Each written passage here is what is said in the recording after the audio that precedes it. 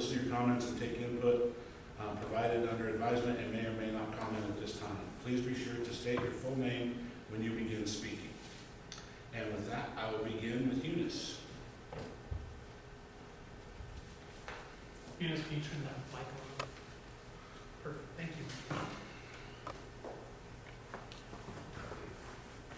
Good Lord, my name is Eunice Ingermanson, and my pronouns are she, her. I'm your neighbor in the Battleground School District. Tonight, I'd like to give you a neighborly tip about involving student voices in your board meeting by having student representatives. This is something that the Battleground School District has been doing for 5 years, and 120 other districts do it. They have 2 student reps serving 2-year terms each in a staggered manner that one is a senior and the other a junior. Every year, students in each high school pick out 1 or 2 candidates among the sophomores, depending on the school size. Then the board interviews them and picks one to begin serving the next fall. The incoming student rep is mentored by the second-year rep, and they each work with the director. Hearing from the student reps is one of my favorite parts of the Battleground School Board meetings, and they do make a difference. Here's one example.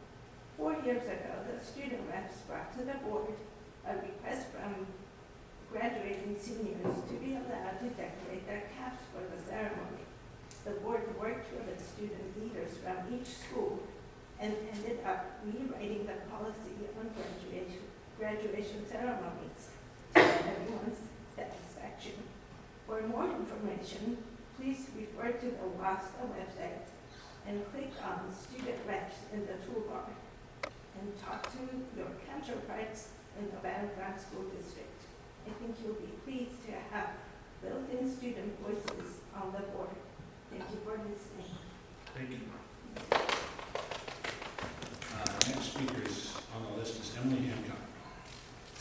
She's sick with whatever's going on. So we will move on to Gail Wolves.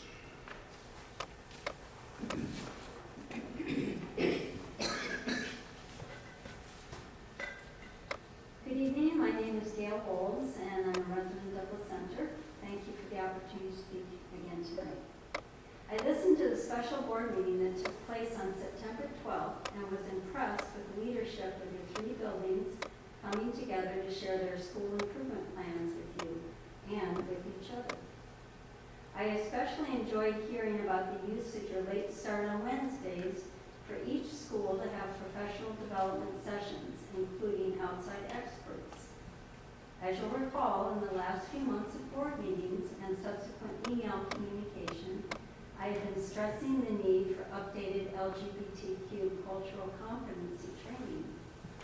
Clearly, the time slots already in place on Wednesdays for professional development would be ideal for offering this important information using training videos or outside speakers being invited to come. Last month, I provided links to these resources and also contact information for local resources that would welcome the opportunity to speak. I also enjoyed hearing of the high school's new Breaking Down the Walls project that gets students together and talking that normally wouldn't do so on their own. It was particularly heartwarming to hear how students in that project were later observed eating lunch together. Breaking down the walls and getting to know each other is what we all need to do. I hope you will continue using this powerful social emotional learning format in the high school, and then also considering how the program might be adapted for the middle school and elementary schools. Maybe then we could also do a Breaking Down the Walls in our beautiful center.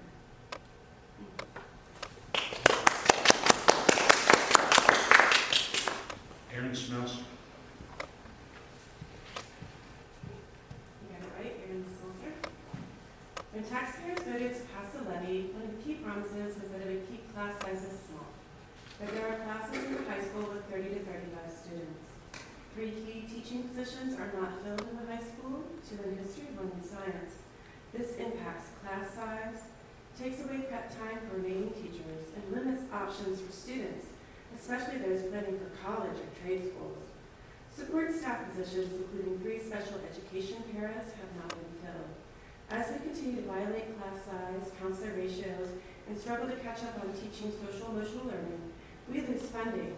Thus far, we have lost out on nearly $90,000 in state funding. In a board meeting earlier this year, this board bragged that there were 75 applicants for one job. How are we still so understaffed?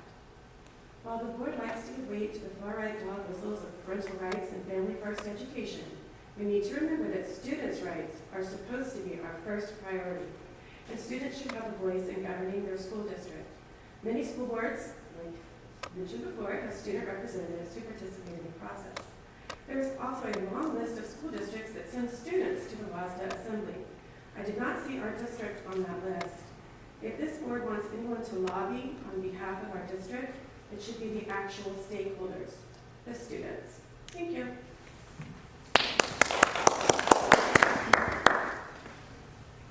Next is Morgan Fraser.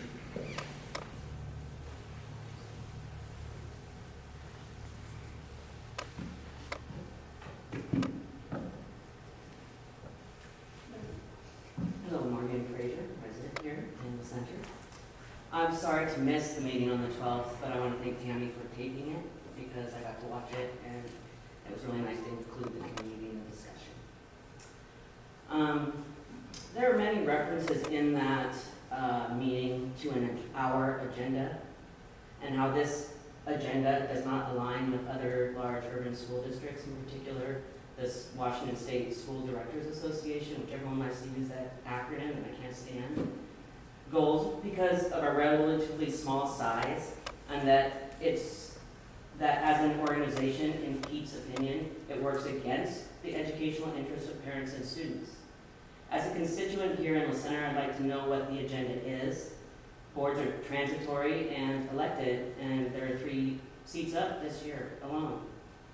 But the constituents you represent are here for generations and want to feel good about supporting our local school district and be involved in our community's choices. Can this public document be shared with our community of this agenda? As a school board, you represent the entire La Center community that stretches beyond this town's urban district. So the city council doesn't apply to most of us. And some of the things that were mentioned were so disturbing to me and my family. In particular, the stance about not supporting the full funding of special education or equity for everyone. After listening to the entire meeting, it left me feeling as if Pete and perhaps some of the current board members, based on their past actions, personal and political agendas are being put forth, and not one that works for the educational interests of parents and students. I've been to several board meetings over the past 2 years, and if I can't attend, I listen. But one thing I do hear is that teachers need more support in the sense of teachers in the classroom and parents, and it is fiscally irresponsible to consider hiring a lobbyist to take on our agenda.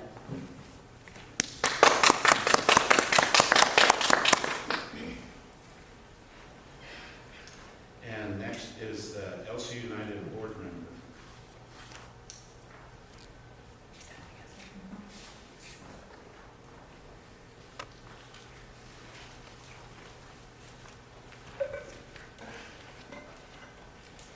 Melissa Platt with Center United. I'll keep this brief. On October 21st, we are offering a no-cost youth mental health first aid training. It's open to all adults in the area 18 plus. I thought I'd bring it to your attention because I know several of you have youth or work directly with youth. And we are limited to 30 participants. We're providing lunches from 9 a.m. to 4 p.m. I just wanted to bring it to your attention that this is something that we are working on because we've heard there is an uptick in the community, and so to provide any mental health help for our youth is important to the community and the Center United. Thank you. Thank you.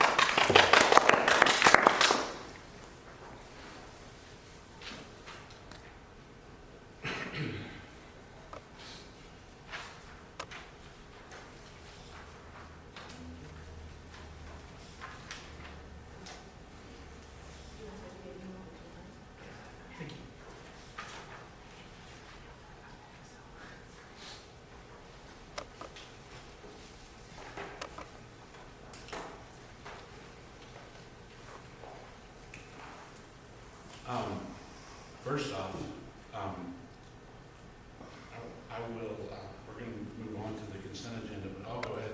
This says we can, we may or may not respond, but as far as the meeting that we had on the 12th, that was a workshop discussion. There was no action taken. This district has not hired any lobbyists. And from, actually, if you listen to the discussion, for the most part, the board members, because there could be a cost, and one of our number one priorities that we've never apologized for is that we're good stewards of the taxpayers' dollars, and we don't want to have to spend any money. And if you listen to the meeting, I didn't get enough time to finish, sorry, sir. oh, I did listen to the entire meeting, and I actually wanted to thank Mrs. Miller for Yeah. speaking up during the meeting, but I just didn't get to it. Yeah, But sometimes 2 minutes isn't enough. I did hear that, but I am very concerned, and that's the last communication No, we've heard. and So I appreciate that. appreciate and our I'm discussion. addressing your concerns. Yeah, I really appreciate That it. this board, I'll make it clear, because it's an agenda item later tonight, so stay tuned. I know you don't like the, I know you don't like the WASDA acronym, and I can appreciate that Well, too. because I can't understand it. People say it so fast, and then your brain has to decipher it, Sure. and so for a layman, it's just really hard. I don't want it to be an exchange. Please, just hear me out. That, because I do want to address your concerns. As a board, at any school board, you need to address the priorities. We do talk about our legislative priorities. These are some notes that I have. Number one is funding. Okay, and if you, again, go back, I know you didn't have time. It's in the meeting. We did it completely in an open meeting. We recorded it on purpose. It's totally transparent. There's nothing hidden. Some school districts do have lobbyists, large ones, because they can afford them. We don't. We want to use the mechanisms that are available to us. Craig reported tonight that the Washington State School Directors Association voted to have a one district, one vote policy, which makes an existing vehicle which can speak for all districts. What you saw at the General Assembly this year was small districts from across the state band together because they feel unheard. This district also feels unheard at Olympia sometimes. That comes around some political agenda, it comes around school funding. We spoke in the meeting. We Please, talked about President Biden in a letter. That is not true. please watch the meeting. Please watch the meeting. We spoke about the Wahkiakum School District lawsuit. Wahkiakum School District is very close to us. They have a tremendous problem in funding their buildings because of their tax base in their local community. They're a small, poor district, property poor, and can't afford the nice buildings that a Seattle school district can. We have been fortunate in the center recently to enjoy being able to pass a bond and have, for the most part, very nice facilities. We're proud of the facilities that we have here in the center. We have a beautiful middle school. Our high school and elementary schools are aged, but we're keeping them up. WASDA can be the reason for that voice. That's our number one thing. Do we get the same funding that Seattle does? And we want to make sure we have a voice around that. We want to make sure that our students have the same opportunities as students from larger districts. It was mentioned tonight, more AP classes. Okay, we've had to put a lot of resources into CTE and AP in getting our students, our high school students, ready for 13th grade. That's always going to take help. The state has had barriers to start new CTE programs. It doesn't make sense for us to have somebody who has a voice. Is there maybe some kind of legislation that could be passed that would make it easier for all districts, not just us? We want all students to benefit, but these are issues that come around for the center, and we're not going to just put our head in the sand and say we're a small district, we can't do anything. We didn't agree to hire a lobbyist. This board actually is not in favor of it, and Pete, as much as we support him and think he's doing a great job, he probably disagrees with us on that. But he's going to do what we ask. And we're going to try to use WASDA, but we're not going to let our students in this district or the best interest of this district suffer because we don't have some kind of a voice in Olympia. We made no decision, but we are not going to stop talking about things that can help make our schools easier to operate, that can better fund our schools for our students locally. Those are going to be our priorities. So that's the secret document. We want good funding and equal opportunities for La Center students that students in larger school districts might already enjoy. It'd just be nice to have it written down. Yeah. Because I went to the website in hopes to find something. Yeah. That's all. If I may, just really briefly. Yeah. The difficulty is, I'm going to present opportunities for the board in a variety of ways on both sides, both grassroots, free efforts, and something that's going to cost. I'm not saying where my druthers land, it just simply is presenting ideas. So when we do that in a transparent way, the fear is then one side gets picked, oh, you're going to hire lobbyists. No, there's nothing farther from the truth. It's a discussion at the public level, transparent, that these are options that we can do. But one of the other pieces is waiting for the WASDA vote, because now our voice is elevated within that organization, so that we wouldn't have to. And actually, as I look at it, a grassroots effort using our working with our community in that way to go lobbying in Olympia is going to carry far more weight than paying lobbyists. Absolutely. The second piece I have to address has to do with equity. And I want to make sure my equity stance is clear. I'm here for all kids. Every single kid that crosses through that door. It doesn't matter who they are, how they present, I want to make sure they can read. So instead of saying equity for the sake of saying equity, kids have a lot more equity if they can read and access their learning. Equity is much larger, especially under the state of Washington, and you know that. No, this is an You do. exchange. This And is- that's your perception. I know how to look at it. This is not your meeting. this No, is it's not. You are out of order. You guys He aren't even has on his your time. agenda topics. So the point being is that we're here working on reading, writing, math, science for all kids. And that's the point of where we're headed. And that they have much more equitable access to the curriculums they can read or do math and solve problems. Yes.